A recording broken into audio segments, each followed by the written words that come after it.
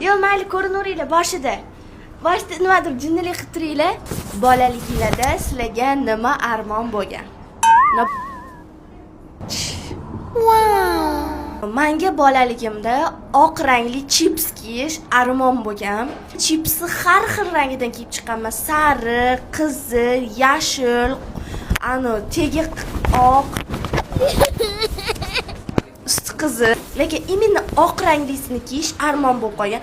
Har doim bozorga borardim-da, oq rangli chips. Anlaysan, Sardor.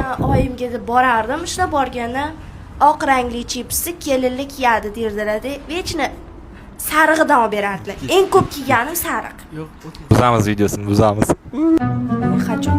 Bera olasan? Yo'q. Bitta ishlashdi. Har doim bozorga borardim-da. Opam ikkalamizga ikki xilidan olib berardilar. Chunki bilmayman nimaga, anaqasini bilmasdim, lekin shuni bilaman, har doim opamning chipsi birinchi bo'lib yirtilardi. Oyimga rosa gapirardim.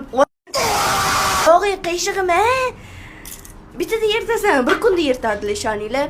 Sen ko'chaga chiqayotganda oyim aytardi, oyog'ingni suvga tiqmagin, tapchkangni yirtib kelasan derdilar-da. Hop deb chiqib ketardim, o'zim bilganimdan qolmasdim. Shunda borib ariqlarga oyoqlarimni tiqib, chapir-chupir oyoqlarim muzdek qilib o'ynardim. Oh my god. Menga bolaligimda armon bo'lib qolgan bitta narsam o'z nihoyasiga yetdi. Ikkinchi qismini kutib qolinglar. Ikkinchi qismida bularni ham armonlarini bilib olamiz.